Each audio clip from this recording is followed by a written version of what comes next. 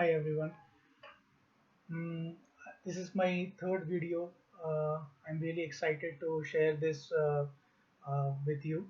Uh, the question that I'm going to talk about today is what is the purpose of life? I have been trying to understand uh, the answer to this question from various sources, and I have made an understanding which I would share with you.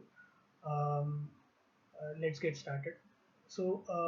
Life purpose. What is the point of whatever we do that we do?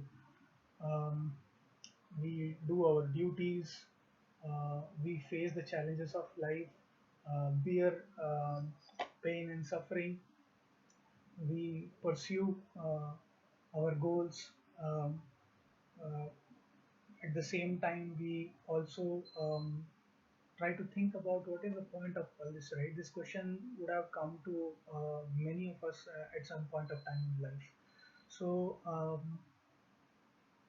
the answer that I have realized after my studies and my research is that the life's purpose is to find a balance between seeking and surrendering. Uh, it's a state of very it's a balanced state where we feel very peaceful and all our sufferings end, and everything that we are doing is eventually to attain this state of balance. I will try to explain whatever I have understood about it. Let us look at this picture where we see a conscious mind and then subconscious mind and then deeper unconscious mind, right? Our mind is really vast. However, the conscious mind or the rational mind works for certain limited capabilities. However, most of the activities related to survival and living is governed by subconscious mind. The fundamental nature of the way these two mind work uh, is that conscious mind is discriminatory in nature. It tries to uh, identify the differences between them to understand it, right? However, subconscious mind does not try to differentiate it. It's non-discriminatory. It tries to understand the commonality between everything. So we know subconscious mind is since it is responsible for our survival and living, it takes care of a lot of things which cannot be left to subconscious mind, like our heartbeat, breathing, or our physical uh, healing, digestion. Everything is taken care of at this level. So, because it's an important responsibility, it is not directly in the conscious mind. However, mind does not work on its own. We know that five senses and the information that is coming through these five senses are being used by the mind uh, to understand. Um, let's look at how these two minds work, and we will try to draw parallels between these two, which would be the knowledge that we are trying to gain here. uh, Conscious mind works by rationalization of whatever information it is receiving through visual observation, experimentation, and calculation, and several other ways. But it is fundamentally trying to differentiate one from another, right? And uh, this is limiting. This perspective is very limiting in understanding the world because when you divide everything, there is only limit until which you will be able to do it. Beyond that, you will not be able to understand the finer aspects which are not visible to these five senses, right? um, However, when we talk about subconscious mind, the same information through the five senses are still have to be going through conscious mind to the subconscious mind. um, Conscious mind has a control over what goes into subconscious mind. However, depending upon some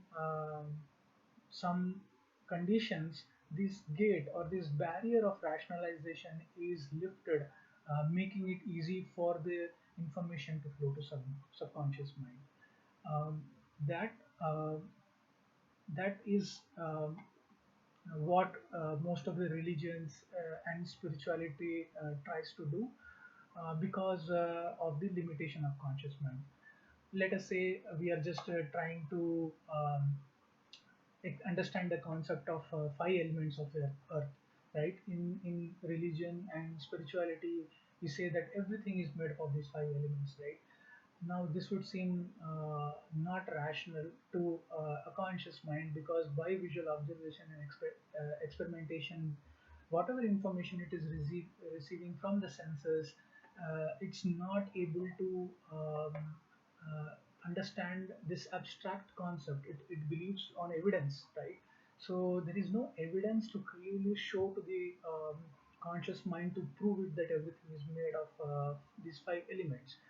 However, when the same information, which is not perceivable through this technique, is explained to the subconscious mind through various tools that we have, like symbols, sounds, idols that we look and pray, mantra, the sounds that are the special sounds that are powerful in activating the subconscious mind, prayer, uh, stories, various mythical, mythological stories, our body postures and mudras, meditation, that is withdrawal from all five senses, and various rituals or oblations that we do to sacrifice, so that our state of mind is balanced. So these are all the tools that are used by the traditional religious and spiritual practices, which uh, may not be as easily digestible by the conscious mind. And I have understood personally that the reason that these are not so easily understandable to the conscious mind poses a big barrier in actually crossing the state of needing evidence for everything to actually just trusting and surrendering, right? So I will try to draw parallels between these two worlds, so that when next time you are being asked to pray, or you are being asked to do any rituals, or asked to chant also, it's more easy for you to understand the reason behind it, and that will help you more peacefully do it and more acceptingly do it, rather than as a force. So let me share more details about it. So man has overcome this barrier of conscious mind's limitation and pursued uh, further concepts which could be understood using the subconscious mind, right? And that this has helped in developing various schools of knowledge, like yoga, Ayurveda, Unani, chiropractic, acupuncture, homeopathy. There are even more. I have not listed it, because not everyone is comfortable with those alternative medicines. But however, they have still find their own way, own way to exist in today's world of logic and evidence, right? And that is just because of the results. It has worked for few people. It has worked for many, not just few. And it has worked when the conventional medicine did not work for them, right? So similarly, um, there is not just for healing, but for just living, right? um, these concepts break the barriers and help us understand. If we look at these schools itself, we can draw a lot of parallels. If we talk about yoga, we would have heard about chakras, uh, and we would have heard about nadis, right? Nadis is nothing but an abstract concept. There is no physical object. It represents an energy path in our body through the chakras, right? From